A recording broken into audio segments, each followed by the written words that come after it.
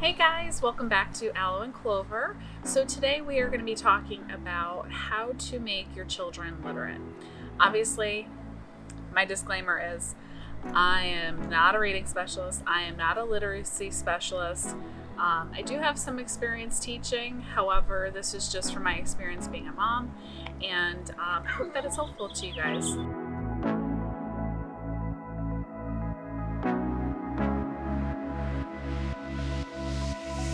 So the reason why you're going to want to put attention and a little bit of TLC into this is because reading is really important. It helps with their attention span. It helps with their ability to imagine things and create different things in their world, and also helps obviously with language and vocabulary development, and also helps with memory and comprehensive skills. Also helps with passing on your values, helping them to be a lifelong reader and lifelong learner. So definitely super important to remember that. Also helps with their self-esteem and their confidence, their ability to believe in themselves, that they can do hard things. So this is something that I always tell my 2-year-old is that he can do hard things even now. So super important. It also helps with their problem solving and their self-regulation, and also just helps them to be able to perform better significantly on standardized testing. So I'll actually show you a little blurb as to why this helps with standardized testing. So stay tuned for that little picture. But just to give you a little bit of insight, the reason why it's important is because from 20 minutes of reading a day, your child will have 3,600 minutes per school year that they are reading. And then that will also translate into 1.8 million words per year, which will help them to perform in the 90th percentile for learning. Now, these aren't my words. This is actually a resource that I have that I've seen multiple times on different platforms, and definitely I think that you will find it really helpful. Again, my background is in teaching, but I am not an expert by any means, and this is just my experience with my own child. So what I'm going to go through now with you is the 11 steps to help your child to become literate. So the first step is to start reading from, early on, even if you think they're not listening or they're still in your belly. Definitely want to take that opportunity to get them used to your voice, but also helps with bonding and also helps with their ability to recognize sounds, even from very, very, very early onset. Number 2 is age-appropriate time frame. So obviously a 1-year-old is not going to sit for as long as maybe a 10-year-old is. Number 3, the third thing that you can do is to visit a library. Give them an opportunity to see different books that you don't have to purchase. So that's definitely upside of that. And also get them a library card of their very own, when they're old enough, so that they have some responsibility in their learning and in their reading. Number 4, expand upon their interests. So for instance, my son really, really loves fire trucks and tractors. So maybe you get some books like that that are really, really interesting to them. And that's going to help to solidify them learning to read. Number 5 is you want to point out different things. You want to ask them questions, open-ended questions. What is that child feeling? Question mark. That's just an example. And then you want to point to the words as you are saying them so that they can then start to connect that word to what you're verbally saying. So that always helps with literacy as well. Another thing that I found my son really loves is he loves to have a story that's personalized to him. So he has a Christmas Sesame Street book, and it literally has his name through the whole entire book. So that definitely helps to capture their attention for the younger readers especially. But Who doesn't like hearing their name in a story? As long as it's a good one. Number 6. So don't be super disappointed if your kid won't sit for long periods of time and listen to the story. If they just like to sit and flip through the pages, consider that a win. And over time, that will eventually change. So that's a good thing as well. So just let them get familiar with the book. Number 7, you want to use as many props as possible. Maybe you make a puppet show off of one of the books. I know lots of teachers out there that do this, so shout out to my teacher friends.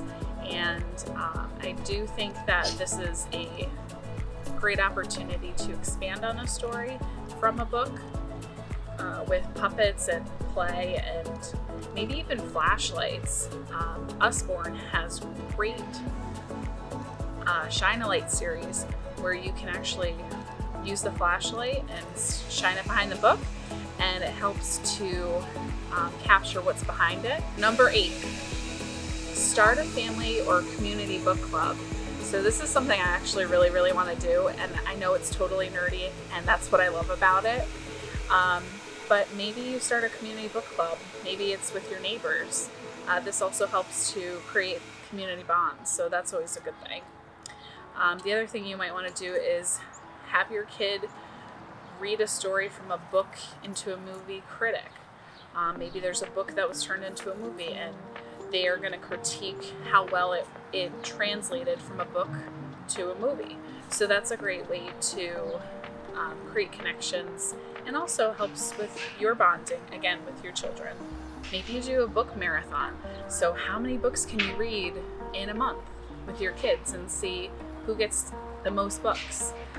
This is obviously good for your kids, but it's also good for you. It shows modeling of the types of skills and things that are important to you. Number 9. So create a comfy, calm, quiet environment where they can read books and where they can have some autonomy. So for instance, I'll show you a clip of where our son likes to read, and he can go in there, it's calm, comfy, cozy, quiet, and he can read his books, and then is able to leave and come and go as he pleases. But this can be done on a budget-friendly budget. You can really make it crazy and big and glamorous. It's really up to you and your parenting style and your resources. And another great resource for number 9 is thisroost.com. I found their website to be super great because it many different ideas on different budgets, on different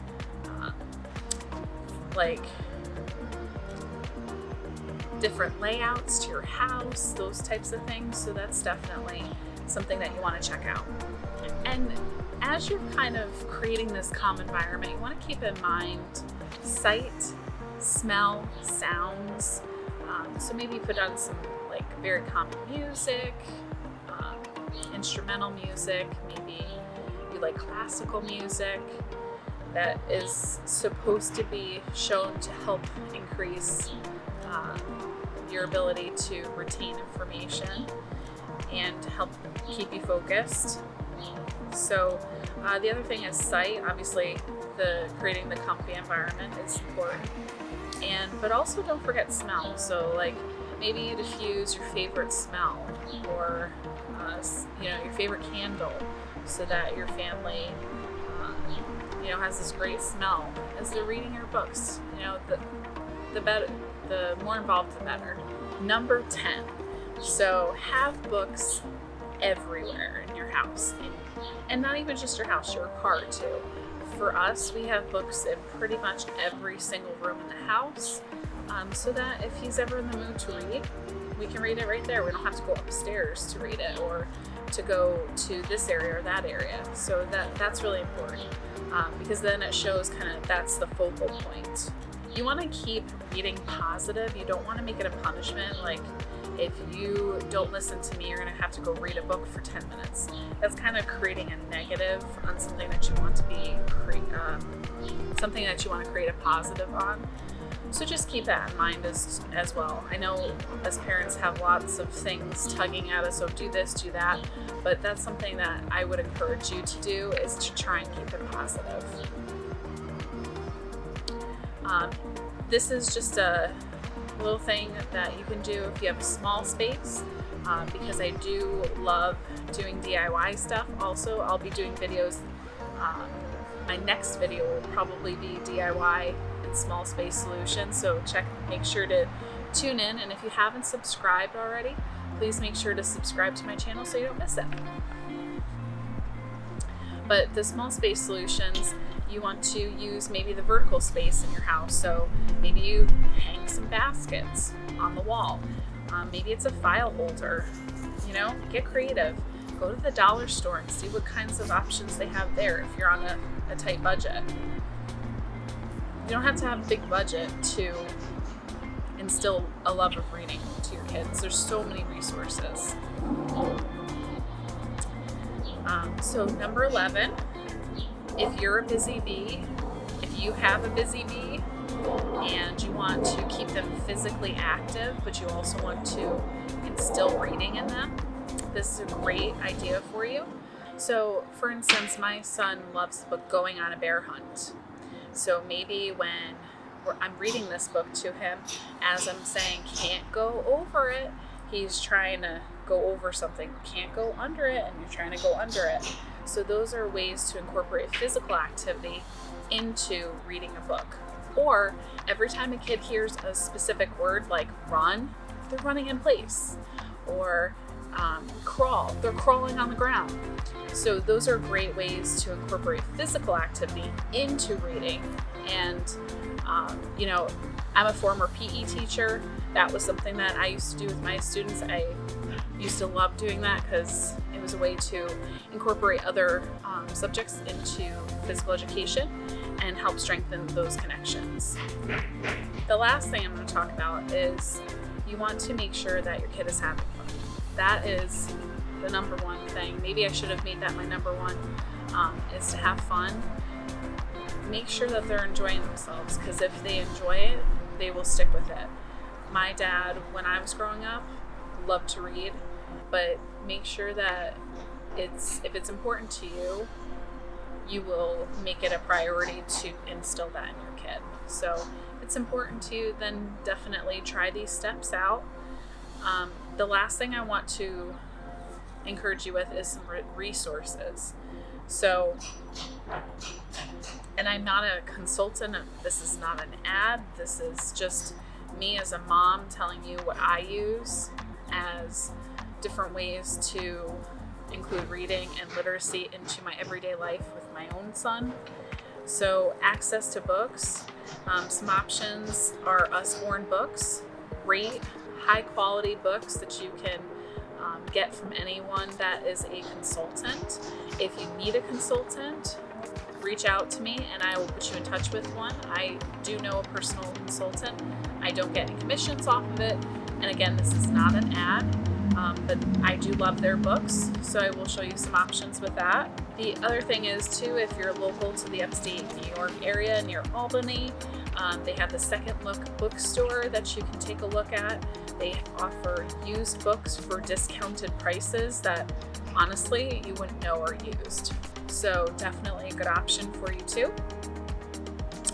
They also have story time at Barnes & Noble, or they did pre-quarantine. So every Saturday they had story times. So that's an option for you once we get back to how things were before.